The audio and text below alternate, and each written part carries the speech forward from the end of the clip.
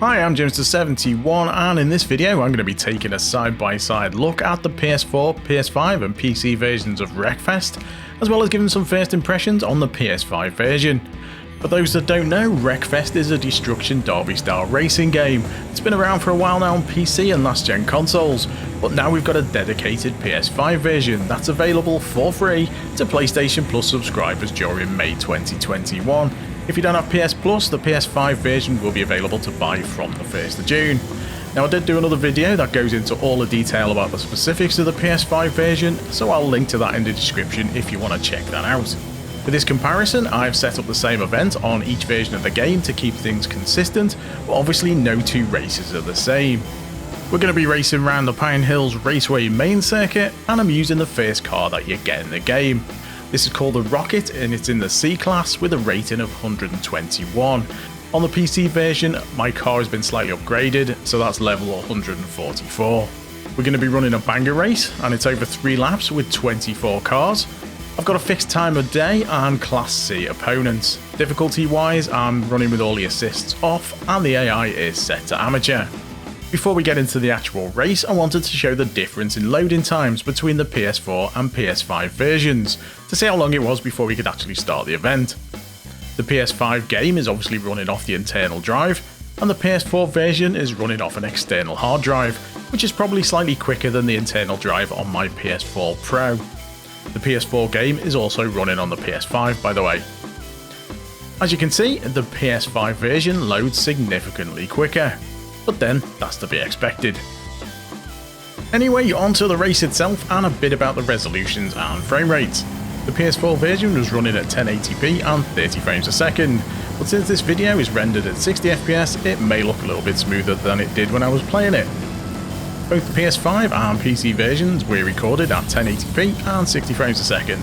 On PC, I had the settings mostly on high with shadows dropped to medium. The PS5 will output the game at 4K and 60 frames a second, which is quite a step up from the PS4 version, even if everything else was the same. For a game like this, you want to be playing it at 60 frames a second. It makes such a difference in my opinion.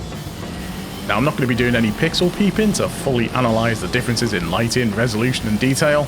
This is more of a general look at how they compare and felt to play. If you want that sort of in-depth comparison, the likes of Digital Foundry would probably do that sort of thing for you.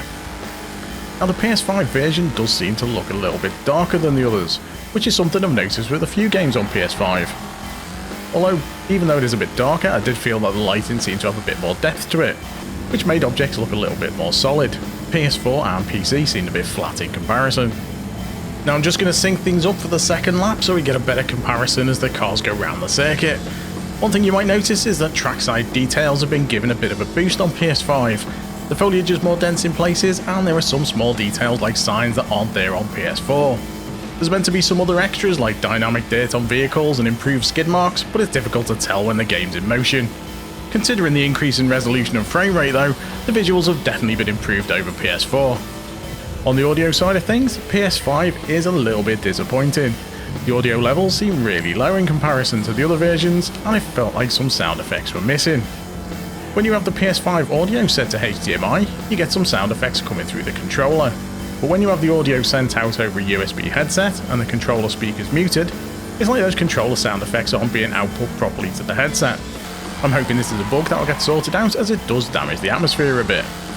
Another area that could be improved is the haptic feedback on the DualSense.